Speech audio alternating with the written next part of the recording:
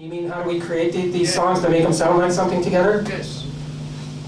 It's just a lot of technical work, and you know what a musician thinks sounds good in his own practice environment doesn't necessarily sound good in the studio. So you have to make a lot of sacrifices that way. Everybody makes sacrifices in the studio. You know, and, depending on how you want a certain record to sound. For instance, this latest record I did, I had this record mixed by Ulrich Wild, who's done incredible things, you know, the Deathbox stuff, everything. I don't mix my own records, but I mix lots of other people's things. I work with a lot of community in Los Angeles and in Spain, so I find it's interesting to always keep trying to figure out how to make things blend. That's really what the idea is. The producing side of it is the trick. Being able to get somebody to get the best that they can get out of 3 or 4 minutes is it's a difficult process for everyone. That's why records take so long, as you all know. You make a demo and you sit home with it and you don't like it. You put it in the car and you listen to it and you're like, that's terrible. I mean, I can't live with that. And you go back and you do it again. Next thing you know, you're 2 years behind. And so the thing is to realize that it's not really about mistakes and about anything like that. Professional players, the thing that they passed on to me is that it's not a matter of that. It's just a matter of the statement you're trying to make and the influences that you're trying to put into your music. Make those really say something and make them have an original stamp. And that's the best that we can ask for. That's all you can ask for. Well, that's a good position to be in, because if you do mix your own record and people don't like it, they're going to blame you. They'll throw tomatoes at you. So, with that, it's a well-known secret that not everybody's happy with everything that comes out. But that's why I like live records. Live records are great because it's right there. You recorded it live. The crowd is there, and it's I love performing live, and but it's a difficult thing to record because you have to influence everybody that's part of the process. You might like the solo, the bass player might not like it. The engineer thinks it's horrible, or this guy thinks it's then you're kind of pushing, pulls in all these different directions. But that's kind of the growth thing that you have to go through every record you do. So that's part of the process. Right here. Maybe you can show some exercises you do on guitar. I'm really not. As I've always said and even written about in many magazines, and had a guitar column called MPH, that I'm not an exercise person. And I share that with Chad Wackerman because we've talked about that and played that considerably on these gigs that we've done with Cap. I never sit home and practice rudimentary exercises because I think that what happens is when you do that, what you do is you separate the thinking mind from the feeling side, and these licks become types of things that you only play when you can think of some kind of key or chord that you particularly like. So being able to play music and improvise freely is a matter of connecting what you're hearing to your hands.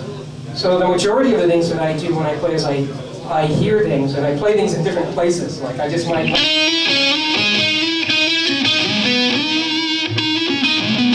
I look at the neck as one continual thing, not a sweet spot.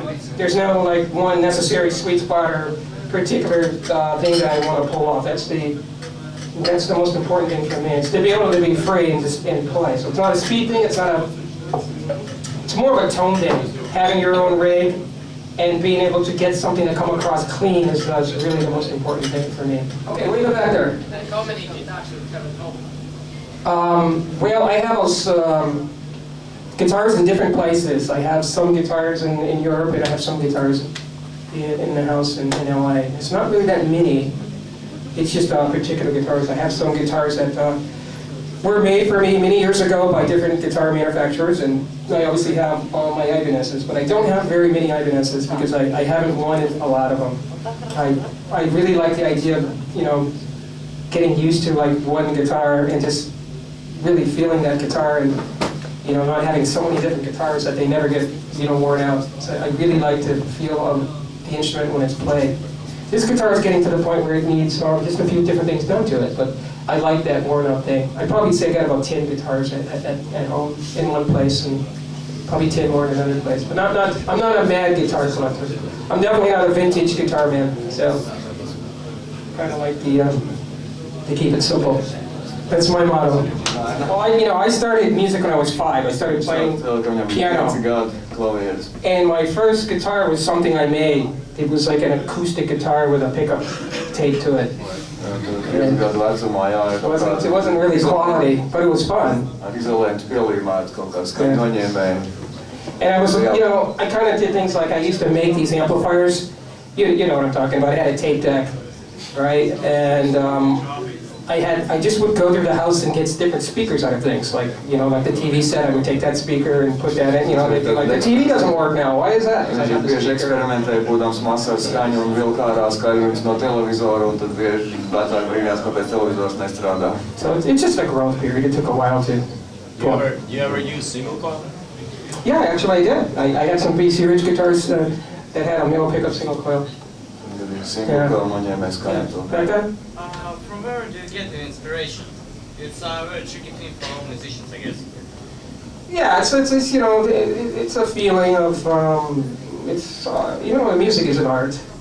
You get it from different things. You get it from just travel, mainly I do, and then you get it from a lot of procrastination, putting things off, waiting until they build up, and then you have something to do. And it's music writing to me is a very physical process. So I don't really, take paper out on an airplane and start writing things out or singing things into the phone anymore. I really try to get to one spot and collectively write music. So it's more of a word process for me, but it's definitely heart related. It's something I feel in the heart. It's definitely not something I'm really truly thinking about, but I like to be in one place when I write. And this one, yes. There's this song in Latvian that art comes from suffering. Is this the same with you? Suffering? Yeah. Well, if this economy continues the way it is, I do a double album. Don't really know if that's the case, but I feel most creative at times when there's a period of time when I put out at least 12 or 13 records. Do you feel tired when you make music? Do I feel tired? Yeah. No, I feel tired when I tour a lot. That's just the physical part of touring is the most demanding thing because of the loss of sleep.